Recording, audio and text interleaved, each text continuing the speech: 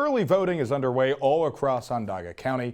Our Luke Radel spoke to one of the candidates running for the top job on this year's ballot. Hey, Luke.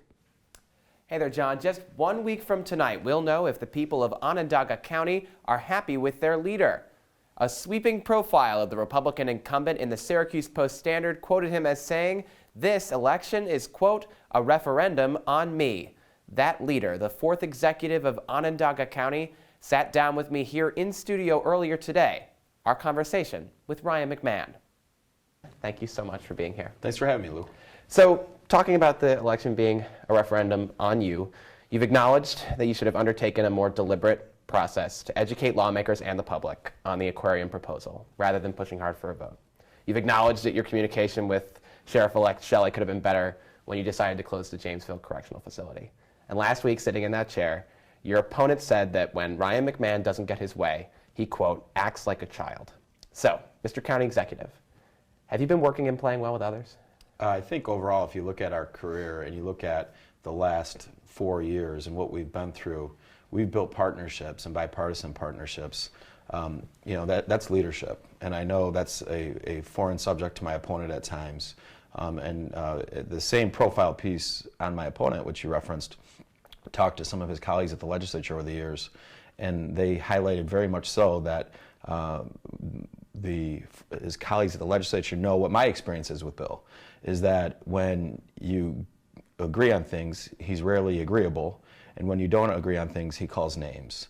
And for everybody who's there, that's what he does in his interviews, right? That's what he does in debates. He's very short on facts and plans and vision, but he's very quick to call names. So the idea that we don't get along with others in a bipartisan way is a good political talking point.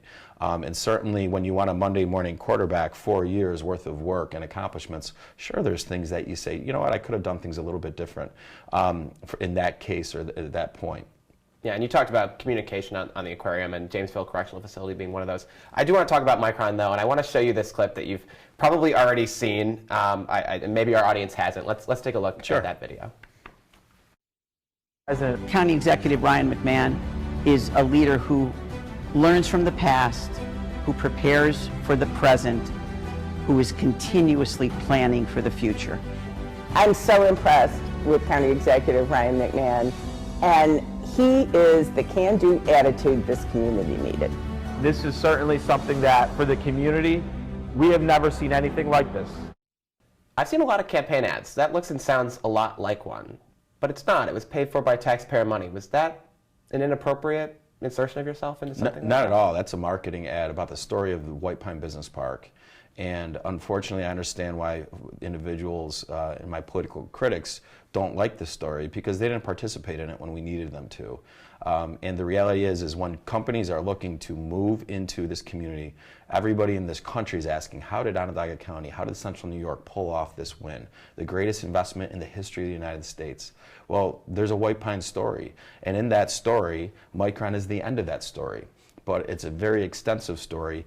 And companies, businesses want to know about the community that they're investing in, and they want to know about the leaders.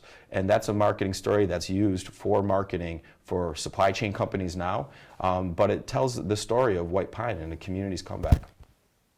Now, we spoke in depth with the county executive on a lot of topics, including Micron, the aquarium, and how he hopes to work with Syracuse University if reelected. The full interview will be up on our YouTube channel later tonight. CitrusTV. Guys?